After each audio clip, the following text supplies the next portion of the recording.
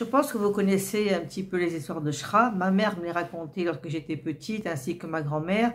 Et c'était une expression, lorsqu'on disait que quelqu'un était un petit peu con, on disait « Ah, ya Shra, toi tu Shra ». Bon, ben, c'est l'histoire de Shra qui reçoit un jour une très grande missive donc chez lui. Et cette missive était donc adressée pour l'information pour le B. De ce fait, il s'habille, il se met sur 131 et il va naturellement au palais.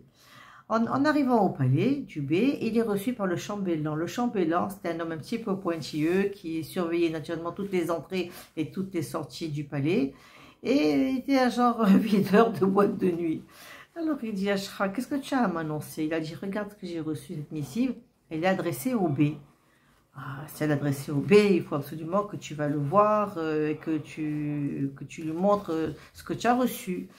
Donc, Shra, il rentre dans le palais, les tapis rouges, vraiment, le palais était fastueux, on va dire.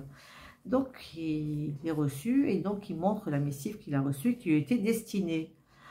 Le pays dit à Shra, merci beaucoup de cette nouvelle m'enchante. Tu veux quoi comme récompense? Alors Shra, il dit, ce que je veux comme récompense, je veux 50 coups de bâton.